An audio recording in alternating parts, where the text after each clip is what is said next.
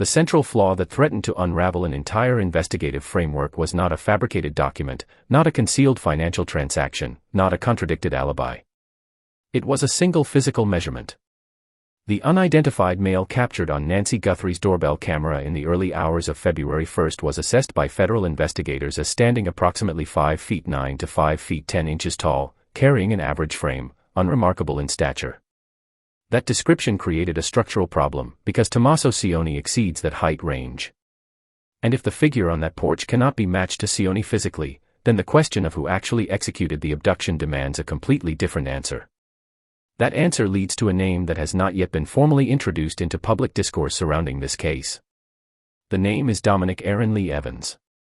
Before that connection is examined, two critical clarifications must be stated clearly.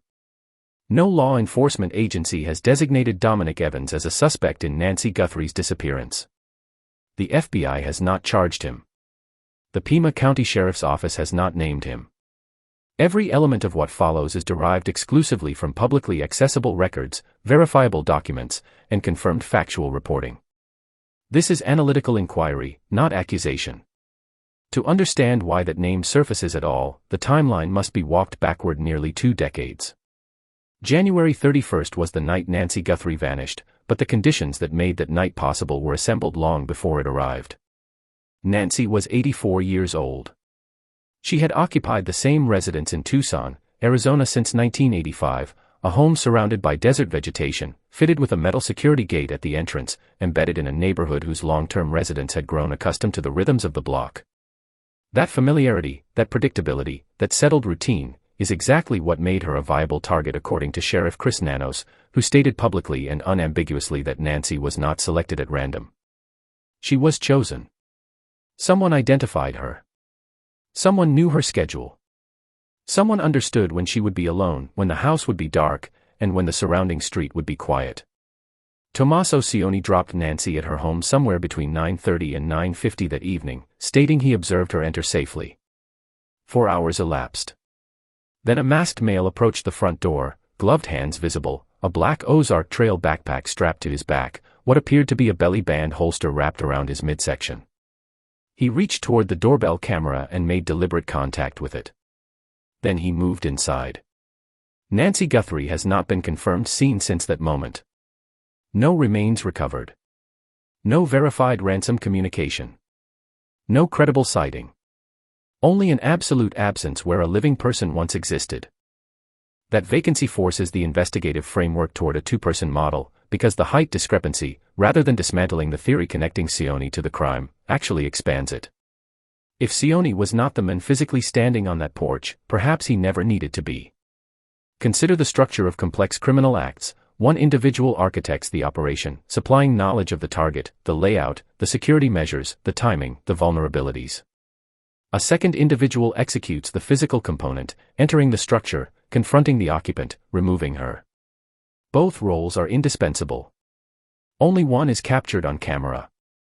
The prior analysis placed Cioni in the architect role, identifying him as the person with intimate knowledge of Nancy's property, her camera positions, her daily schedule, and the residential geography of the Catalina foothills.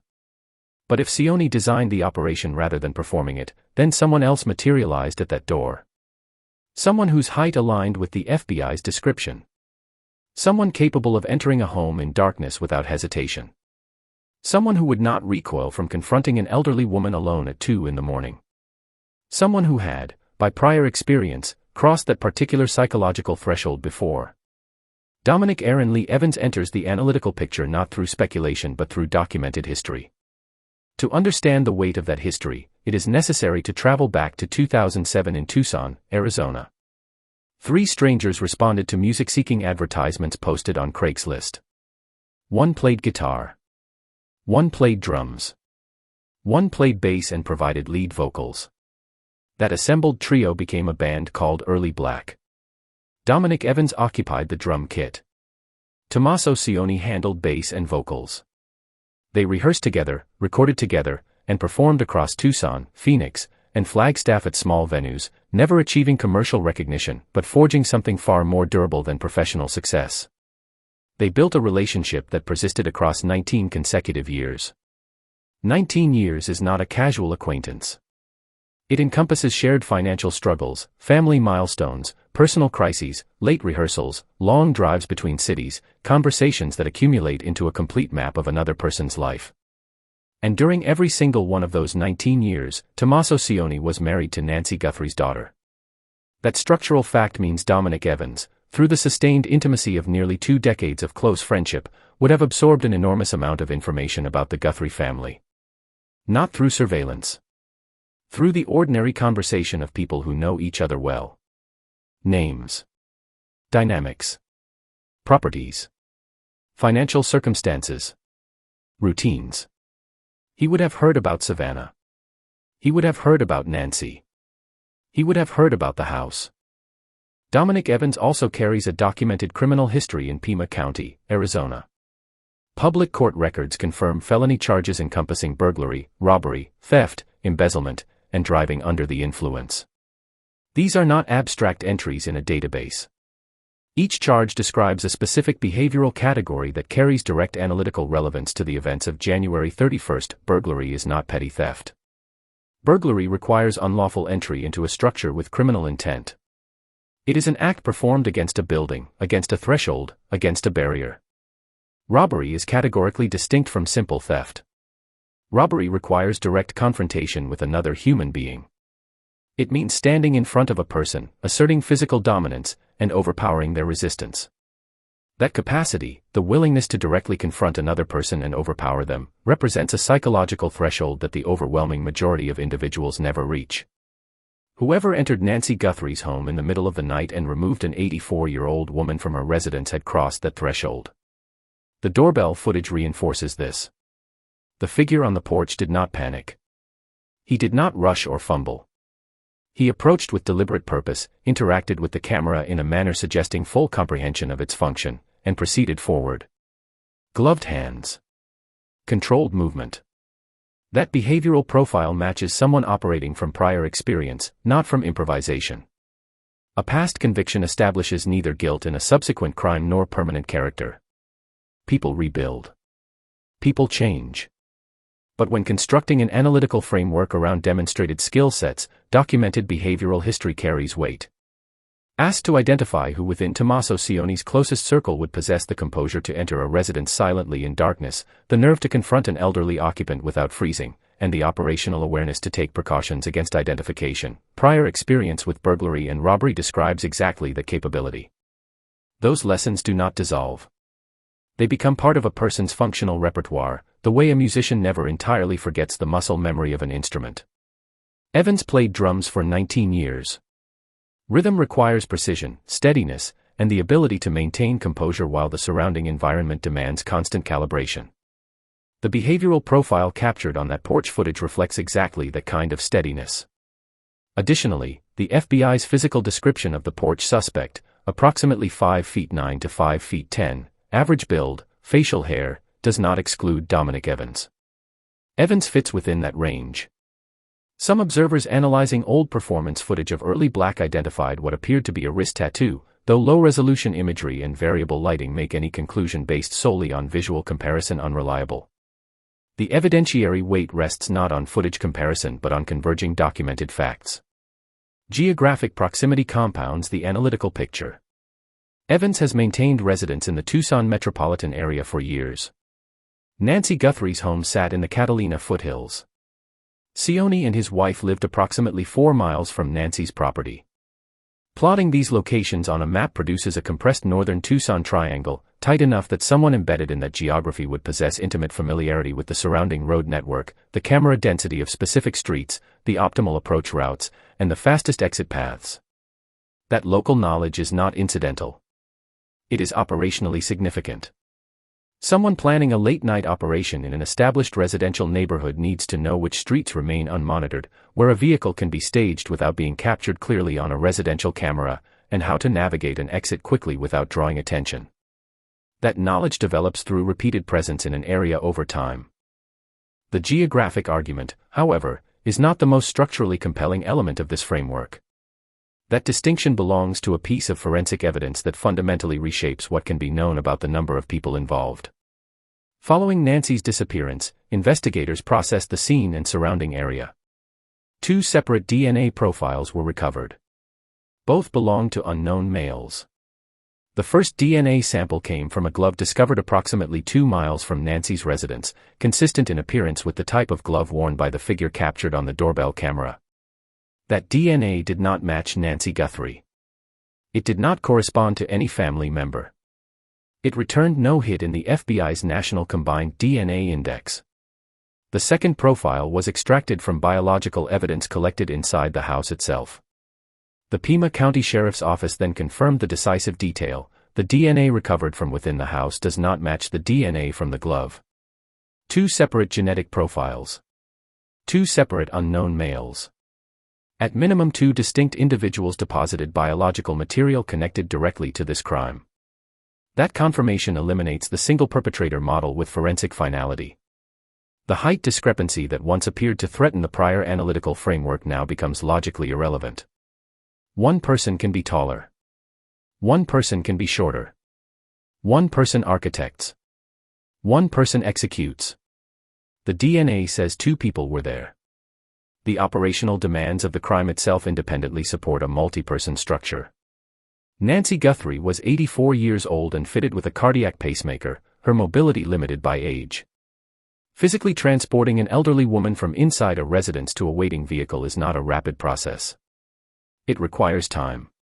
And during that time, someone must maintain awareness of the external environment. A neighbor activating a porch light. A vehicle passing through the street. A dog responding to an unfamiliar sound from a nearby yard. The individual inside the home managing the physical removal of the occupant cannot simultaneously monitor those external variables. That operational gap requires a second person maintaining external surveillance during the window of active entry. Coordination at that level does not arise spontaneously between strangers. It develops through trust, and trust of that magnitude typically requires sustained relationship history. 19 years of friendship provides exactly that foundation. 8 days before the abduction, January 23, a separate and anomalous event occurred near Nancy's property.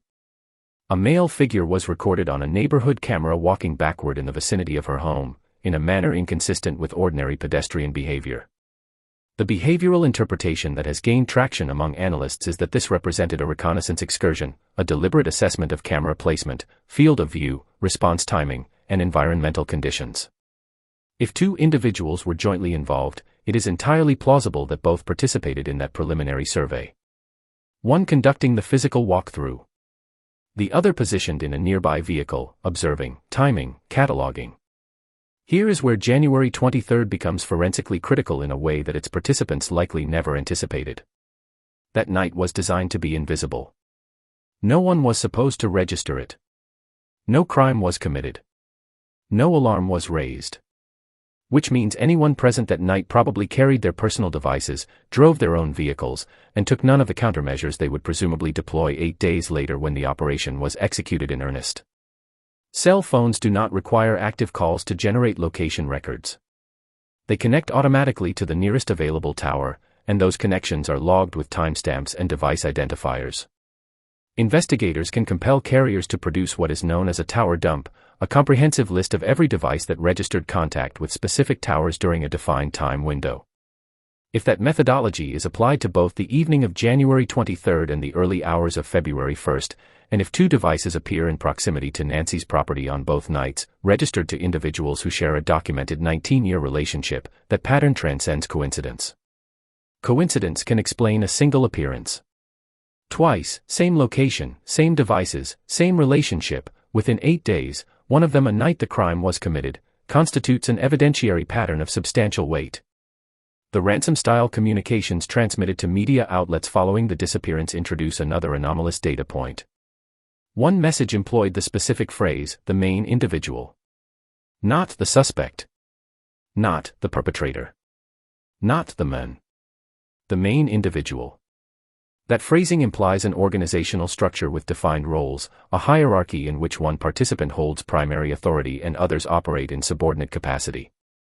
A linguistic analysis expert assessing those communications noted that the author sounded proximate to the event, possessing insider knowledge of operational details while simultaneously expressing sufficient anxiety to suggest incomplete confidence in personal security. That profile is consistent with someone embedded in the inner circle of knowledge surrounding the crime without being the central architect. If a structured group of individuals possesses awareness of what occurred on January 31st, that structure is under compressive force from multiple directions simultaneously. The publicly offered reward now stands at $200,000, a sum capable of fracturing loyalties cultivated across decades. Forensic genealogy testing, which reconstructs genetic family trees from partial DNA profiles using consumer ancestry database submissions from distant relatives, has successfully resolved cases that went cold for 30 years or more. This case is recent. Its evidentiary records are intact. Its digital trails are clean. If either of the two unidentified DNA profiles carries Arizona criminal justice system history, the possibility of a direct database match accelerates the identification timeline considerably. If no direct match exists, genealogical reconstruction through cousin-level database contributors can still narrow the identity to a specific name over a period of weeks to months. The front security gate at Nancy's residence introduces a detail that reads as minor but carries potentially significant operational implications. Tucson residential properties in that area commonly incorporate a secondary metal barrier positioned in front of the primary entrance door, a layered access structure. Nancy's home featured such a gate. The porch footage does not show the masked figure struggling against a locked obstruction. There is no visible prying, no tools deployed, no physical forcing of a barrier. He approaches and he proceeds. Two explanations exist. Nancy may have failed to secure the gate after Sione dropped her off that evening, a plausible oversight for an 84-year-old woman who had inhabited a quiet neighborhood for 4 decades and may not have anticipated a threat. The second explanation is more structurally troubling. The gate was left accessible by design, by someone present at the property earlier that evening, someone familiar with the layout, someone who understood that a locked outer barrier would abort the entire operation. Sione's stated account is that he watched Nancy enter the residence safely. His account does not address whether he verified that the outer gate latched and locked behind her upon his departure. The figure on the porch did not behave like someone confronting an obstacle. He behaved like someone traversing a route that had been pre-cleared. Assembling the documented elements produces a composite picture that is striking in its coherence.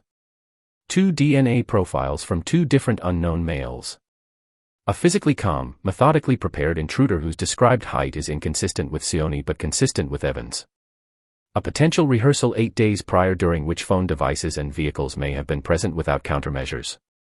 A 19-year friendship that positioned Evans inside the informational architecture of the Guthrie family. A documented criminal history encompassing burglary and robbery that demonstrates prior willingness to enter structures unlawfully and physically confront individuals. Geographic proximity creating deep local knowledge of the relevant street network. A security gate apparently bypassed without struggle. Ransom language encoding a hierarchical structure with a designated lead. Complete public silence from both Sione and Evans in the weeks following the disappearance. Neither has issued a public statement. Neither has appeared in media. Neither has posted any expression of concern or hope for Nancy's recovery across any observable platform. The simultaneous and sustained silence of 2 people connected by a nearly 2-decade friendship, at precisely the moment when most individuals within a victim's extended social orbit would instinctively speak, produces a behavioral pattern that investigators trained in consistency analysis would subject to intensive scrutiny. Those investigators now work within a convergent data environment. Cell tower records. Forensic DNA processing with genealogical backup methodology. Walmart purchase records for the Ozark Trail 25-liter backpack, a specific product sold at a national retail chain capable of being traced through payment systems to individual buyers. The belly band holster, described by Sheriff Nanos as distinctive in its design, currently being shown by investigators to firearms retailers throughout the region to identify the model and trace potential purchase history through gun store logs. Traffic camera footage from the residential streets surrounding Nancy's home.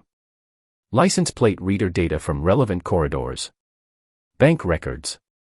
Power of attorney documentation signed 8 months prior to the disappearance, granting financial decision-making authority over Nancy to a designated party, a legal instrument that carries no inherent criminality but occupies a precise position in the chronological sequence leading to her vanishing. The timeline, stacked in investigative order, reads as follows: power of attorney executed approximately 8 months before the abduction, the January 23 backward walker surveillance event, the January 31 drop-off by Sione, the early February 1 entry by the masked figure, the subsequent ransom-style email transmissions.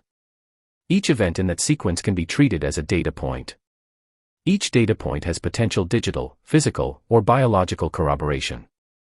The skill set taxonomy reinforces the two-person division of labor. Burglary teaches structural entry, the mechanics of crossing thresholds that have not been voluntarily opened. Robbery teaches confrontational execution, the capacity to impose physical will on another person. Embezzlement teaches sustained deception, the maintenance of a false presentation across an extended period. Musical performance, specifically percussion, teaches precision timing, the ability to maintain internal steadiness while external conditions constantly shift. Someone who played drums for 19 years across rehearsals and live performances has developed an internalized metronome, an ability to hold rhythm while other elements move around them. The operational demands of what occurred on the night of January 31st required exactly that, a person capable of moving with disciplined composure through an unfamiliar property in the dark, managing a complex physical extraction, and departing without triggering a neighborhood alarm response. Not panic. Rhythm. The pre-operational planning necessary to execute that scenario would have required detailed advance coordination between two individuals. Parking location. Approach vector. Camera positions and their respective angles. Transit time from door to vehicle. Timing window relative to neighborhood activity patterns. Equipment assignment, specifically who carries the backpack, who maintains the holster, who addresses the camera, who monitors the exterior. Those decisions do not emerge in the moment. They are negotiated in advance, and negotiation requires communication, and communication, regardless of the medium used, leaves traces. Modern digital infrastructure makes genuine erasure nearly impossible. Phones pinging towers without active calls. Residential camera networks capturing vehicle plate numbers at the edges of otherwise dark footage.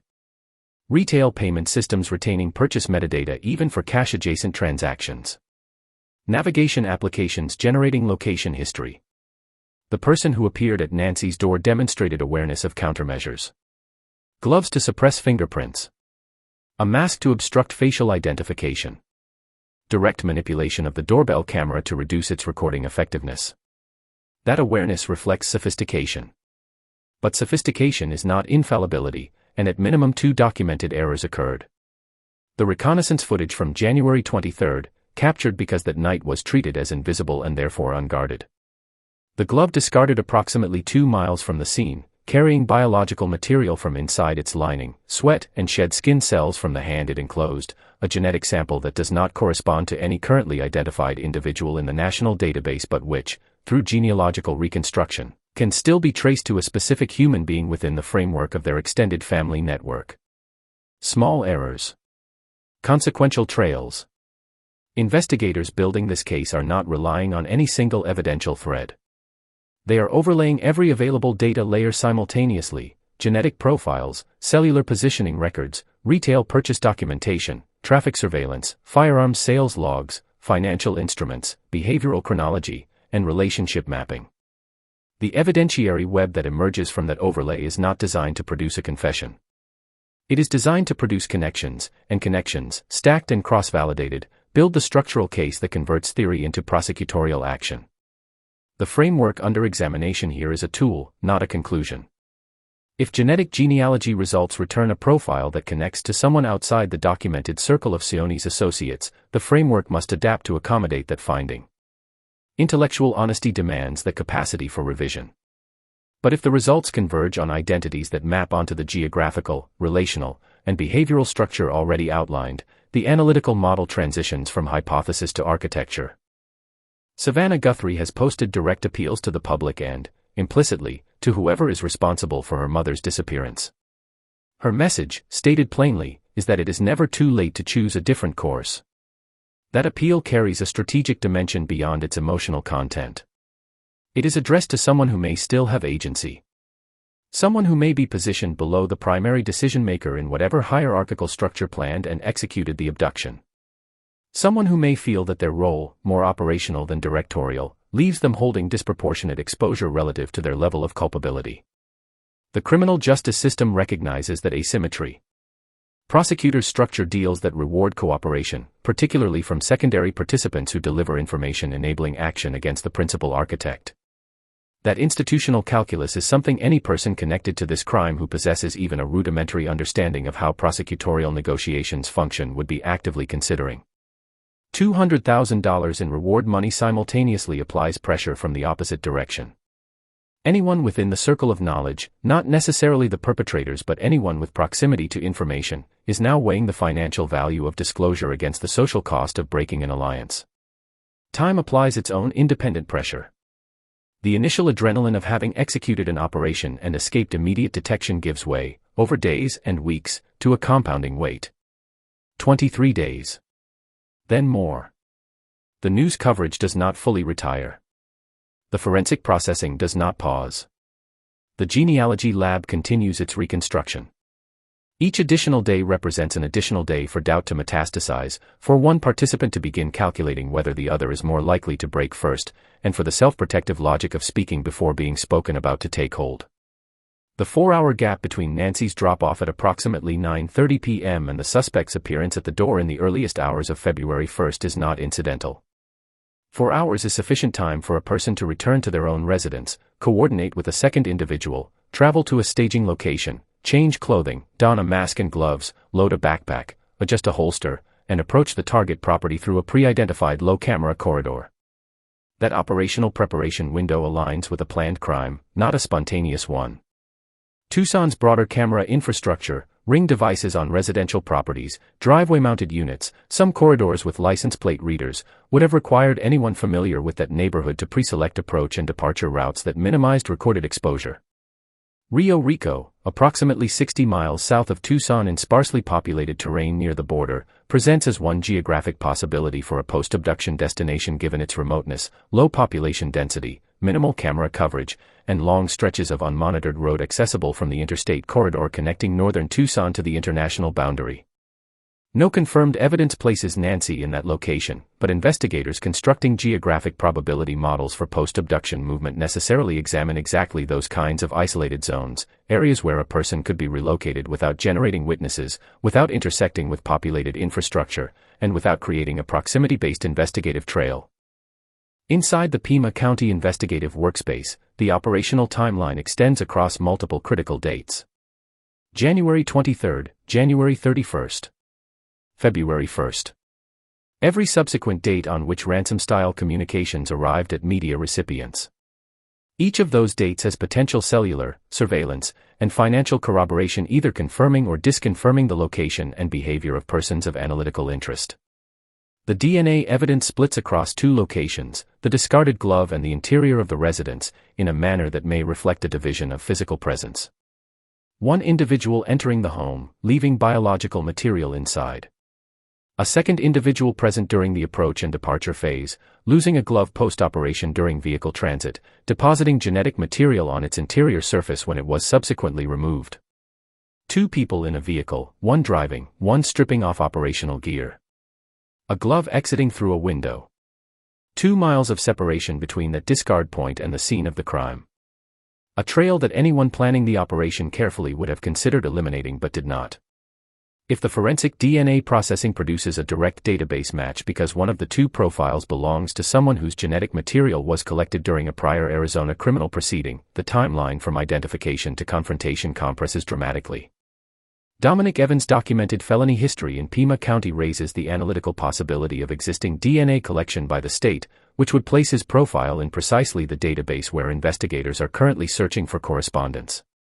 If a match is returned, the question of who the porch figure was resolves with forensic finality.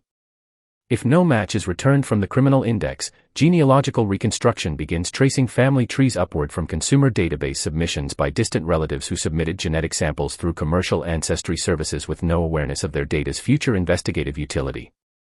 That methodology has resolved decades-old cold cases involving suspects who were never entered into any law enforcement database. This case is not cold. Its evidence is recent, its records are accessible, and its digital trails have not yet degraded.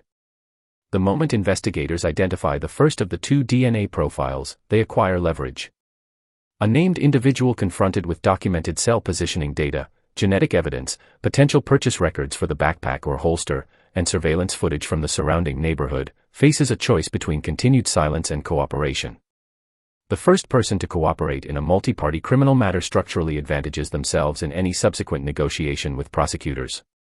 That reality is not unknown to anyone who has previously navigated the criminal justice system. Dominic Evans, with prior felony experience in Pima County, has a functional understanding of how that system operates. Whether that understanding motivates cooperation or deeper silence is unknowable from the outside. But the pressure created by its existence is real. Returning to the height discrepancy that initiated this expanded analytical inquiry, 5 feet 9 to 5 feet 10, average build, facial hair. Tommaso Cioni exceeds that range. Dominic Evans falls within it. If the forensic outcome aligns with the relational, geographical, behavioral, and skill set architecture that has been examined throughout this analysis, the height measurement stops being a problem and becomes a confirmation. One person planned. One person executed. One was present when the camera recorded. One left biological material inside the house. One left a glove 2 miles away. 2 DNA profiles. 2 unknown males. 1 disappearance. 1 woman who has not been seen since the early hours of February 1st. Nancy Guthrie is not a case study. She is a mother, a grandmother, a person who spent 40 years building a life inside that Tucson residence. Her daughter Savannah speaks publicly to whoever took her, directing an appeal not at strangers but at someone who is likely watching, someone who still has a decision available to them. That appeal is not purely emotional.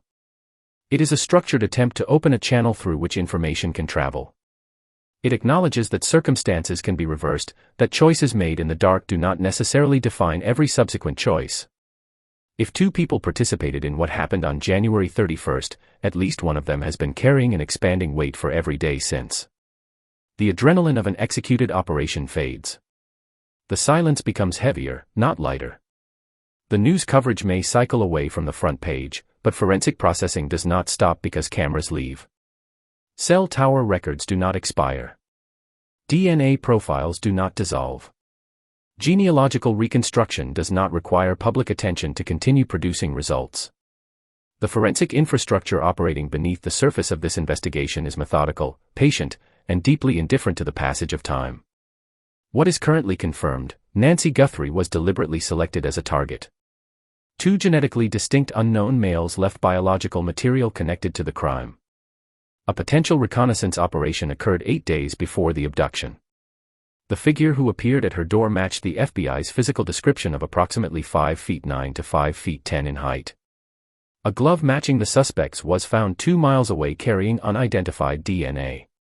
Ransom communications transmitted to media used language encoding a hierarchical structure with a named primary actor. A 19-year documented friendship connects 2 men to the victim's immediate family through marriage. One of those men has a criminal record in Pima County that includes burglary and robbery. Both men have maintained complete public silence since the disappearance. A power of attorney instrument was executed 8 months prior to the event. Property in the Catalina foothills carries substantial value. These are documented facts. They are not assumptions or extrapolations. What remains unresolved, the identity attached to the DNA on the glove. The identity attached to the DNA inside the house. The devices that connected to cell towers near Nancy's property on both January 23 and February 1. The purchase history of the backpack. The source of the holster. The answers to those questions are converging through multiple simultaneous investigative channels. When those answers surface, they will either reinforce the 2-person, planner and executor framework outlined here, or they will redirect the investigation toward individuals and relationships not yet identified. Both outcomes are analytically valid. The obligation of serious inquiry is to follow evidence wherever it leads, not to protect a preferred theory. But the structural coherence of the available public facts, when mapped onto the relationships, the geography, the forensic evidence, and the behavioral record, produces a framework that does not easily collapse. Secrets shared between 2 people under this level of external pressure do not remain sealed indefinitely. The reward grows. The forensic results approach completion. The silence costs more with each passing day. And when the seam finally opens, truth does not trickle through. It moves all at once. Nancy Guthrie's story has not reached its resolution. That resolution is assembling itself through laboratories, court orders, server logs, and the compounding arithmetic of human pressure. When it arrives, it will not need a theory to explain it. The evidence will carry that weight entirely on its own.